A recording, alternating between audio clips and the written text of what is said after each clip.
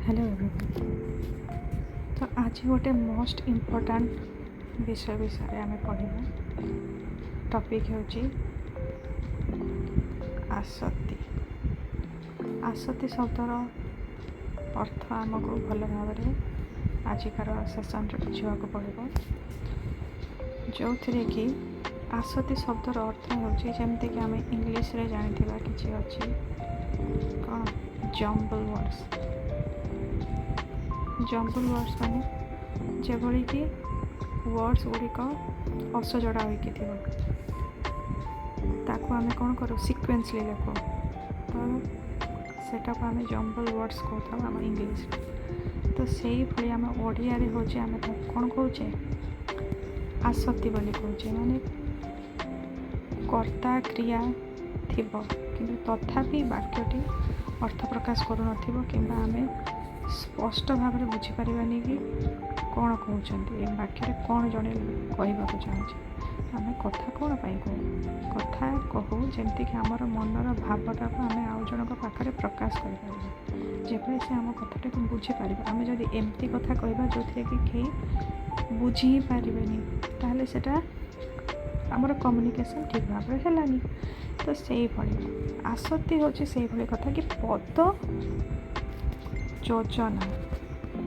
पद योजना अर्थ कौन पद सिक्वेन्सली लिखा जाइथिबो, पद जहाँ पर जो पद रहिबा कथा से भली लिखा जाइथिबो। जेमति कि गोटे एग्जांपल दूची जेमति कि एठी लिखा है गोटे हेले।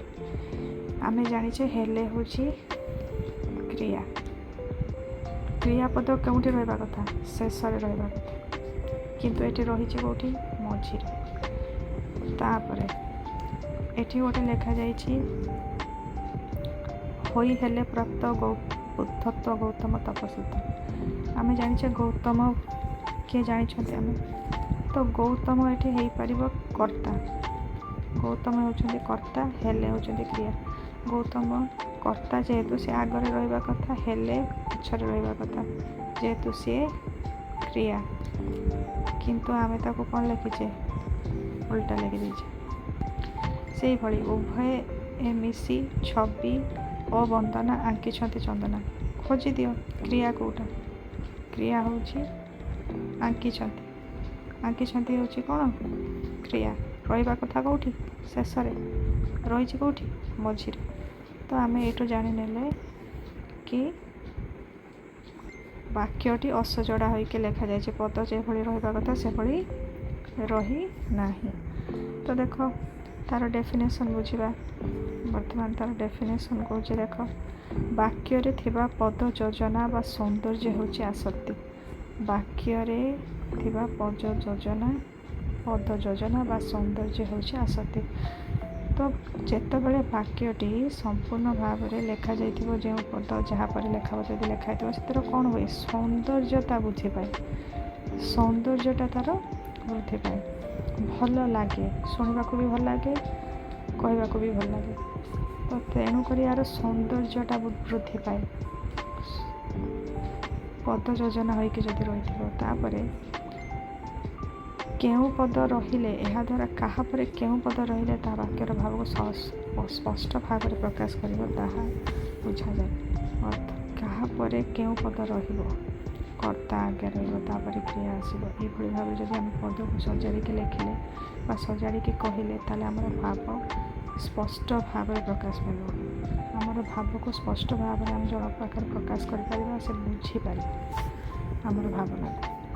तेणु आसक्तिर अन्य नाम भी होची पद विन्यास। पद विन्यासर अर्थ कौन जोटा कि सौंदर्यता। पद विन्यास कौन सौंदर्य। तो ये आम बहुत गुड़िए की वर्ड पाईगले जो थे कि आम आसक्ति विषय जब आम मन रखा मुझे से सब विषय को मन रखा। प्रथम हूँ आसक्तिर अन्य नाम कौन पद विन्यास। यहाँ को मन रख आसक्तिर अन्य नाम हूँ पद विन्यास। हुए तो एग्जाम रे आसक्तिर अन्य नाम कौन एभली क्वेश्चन आसपे। तो से तुम लिखिपार पद विन्यास। ଆଉ ଗୋଟେ କ୍ୱେଶ୍ଚନ୍ ଆସିବ ଏଠି କି ବାକ୍ୟରେ ଥିବା ପଦ ଯୋଜନା ବା ସୌନ୍ଦର୍ଯ୍ୟ ହେଉଛି ଡ୍ୟାସ୍। ତ ଯଦି ଆସିବ ଏଠି ପଦ ଯୋଜନା ନହେଲେ ଆସିବ ସୌନ୍ଦର୍ଯ୍ୟ, ଏଇସବୁ ୱାର୍ଡ଼ ଆସିବ। ପଦ ଯୋଜନା, ସୌନ୍ଦର୍ଯ୍ୟ, ପଦ ବିନ୍ୟାସ ସବୁ ହବ ଆସକ୍ତି। ଜାଣିପାରିଲେ?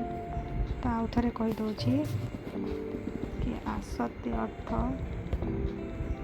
ଫାଷ୍ଟ ଏଇ ଜିନିଷ ମନେ ରଖିବ, ପଦ ବିନ୍ୟାସ। ସୌନ୍ଦର୍ଯ୍ୟ ବି ଆସିଲେ ଆସକ୍ତି, ପଦ ଯୋଜନା ଯଦି ଆସିବ ତାହେଲେ ବି ଏସବୁକୁ ଆସକ୍ତିର ହିଁ ଆନ୍ସର୍ ଆସିବ।